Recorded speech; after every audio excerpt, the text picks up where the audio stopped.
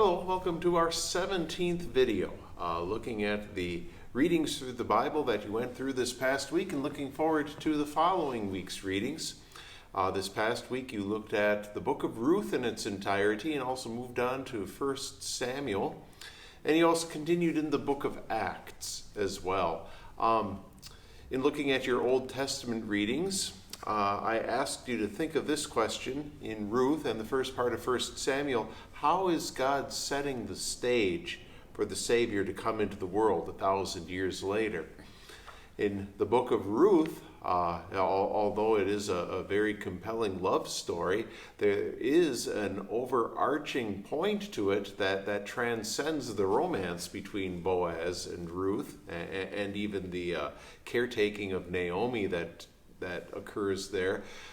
You have Ruth, a foreign woman, who becomes part of the line of the Savior, and as such she becomes an evidence that the Savior to come is going to be a Savior for all people.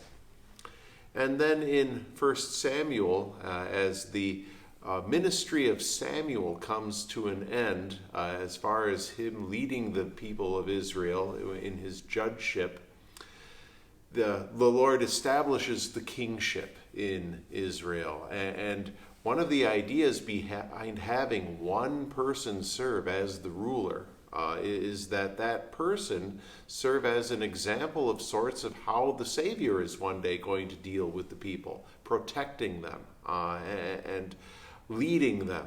And though many, if not most, of the kings of Israel and Judah did not live up to the calling that God gave them, that was one of the express purposes God had in setting up the kingship. So in setting up that kingship, God is, in a sense, preparing his people for the Savior to come. And then I asked you, as you looked at Acts chapters 3 through 7, to note what actions and attitudes of the early church should we strive to emulate today. And you saw all the believers meeting regularly, daily in the temple courts. And though we're not called to come to church every single day, we should strive to be like those early Christians in arranging our lives around the worship of God, rather than the other way around, which is so easy to do, arranging our worship around what's convenient for our lives. God comes first, and that message rings loud and clear in the first few chapters of Acts. And two, you see the Christians selling their possessions and giving to each other as they have need. And though we are not called to sell all of our possessions and live communally, well, we do well to think of those material possessions that we have not from a standpoint of how do we keep them to ourselves, but how can we use them to help people, especially our fellow Christians. And those early Christians in Jerusalem serve as wonderful examples of exactly that. Now, going on, you're going to continue through 1 Samuel, and you're also going to pick up a couple of chapters of 1 Chronicles as well, which will start going through a listing, a comprehensive listing of the tribes of Jacob, even going back further than that, the Abraham's family, even going back further than that, Noah's family, just showing the continuity between the people that we read about early in Genesis and all the people that we read about later in the Old Testament. Chronicles has a detailed listing of that. The first two chapters will have that. But especially as you're looking at those next few chapters of 1 Samuel, you'll see Saul as the central figure that's being talked about. And think of this: God knows all things, including the future.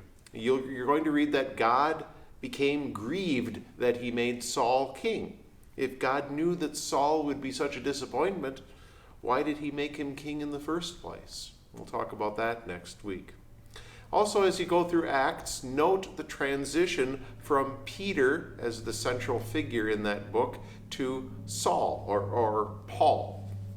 Sort of interesting that you have both the Sauls of the Bible in your readings this week, both the King Saul from the Old Testament and Saul who becomes Paul, the apostle, in the New Testament.